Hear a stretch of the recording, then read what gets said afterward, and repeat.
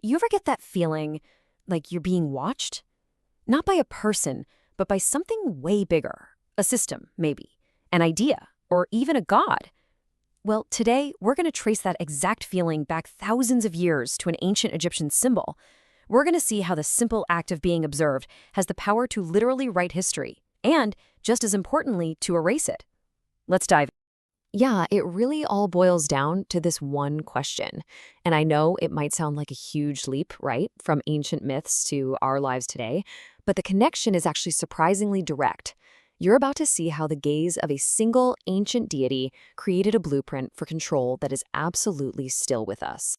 So to really get this, we've got to go back, way back to the source, the powerful mythological symbol that kicked this whole thing off, the Eye of Ra.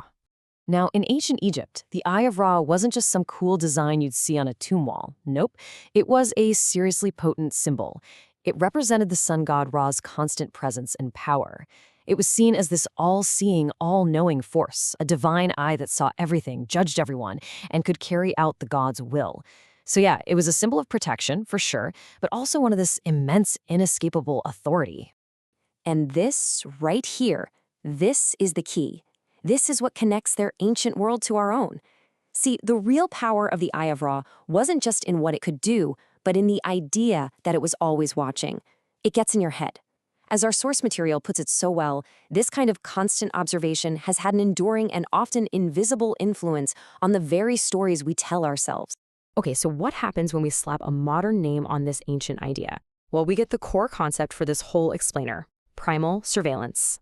So primal surveillance is basically the theory that the simple awareness of being observed fundamentally changes how we act. It doesn't matter who or what is doing the watching. It could be a god like Ra, a king, a government, or even a modern algorithm.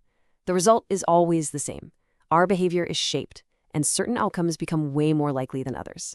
It's like the psychological root of all systems of control. This chart shows you exactly how that gaze has evolved. On one side, you have the ancient idea, a divine source, a god, passing down moral judgment based on myth and belief. But that has totally transformed. Today, that same gaze comes from systemic power. Think governments, institutions, technology. It might not be about passing moral judgment anymore, but it is about creating the historical record, which, as you can see, leads directly to what our source calls forgotten narratives. But how does this actually work? I mean, it's not just about making people behave in the moment. This surveillance actively shapes the one thing we all think we share, our history. The process is actually fascinatingly simple and really powerful. So first, an authority, the one with the power to see, records an event. Then that record becomes the official truth, the one that gets taught in schools and written down in books. So what about any other viewpoints? Well, they get pushed to the side, ignored. And over generations, those sidelined stories, they just fade away. They become the forgotten narratives. So here's the crucial point, the real takeaway. History isn't just a passive collection of facts. It's an active creation. And the architect of that creation is whoever's doing the official watching, whoever's holding the pen. In the end, what gets remembered is decided by who's doing the watching. Now, I know this might all feel a bit abstract and historical, but this is exactly where the ancient past collides with our present. Because today, that gaze is more powerful and more present than it has ever been.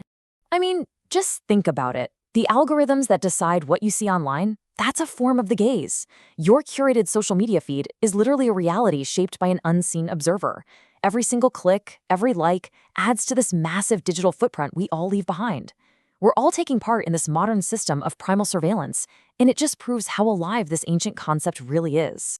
So, from the sun god Ra watching over the Nile to the complex systems watching us right now, the fundamental principle hasn't changed at all. The methods are new, sure, but the gaze endures. And that leaves us with a final and pretty critical question. In a world where so much is being observed, sorted, and recorded by these powerful, unseen forces, which stories are being pushed to the side right now? What perspectives are being erased as we speak?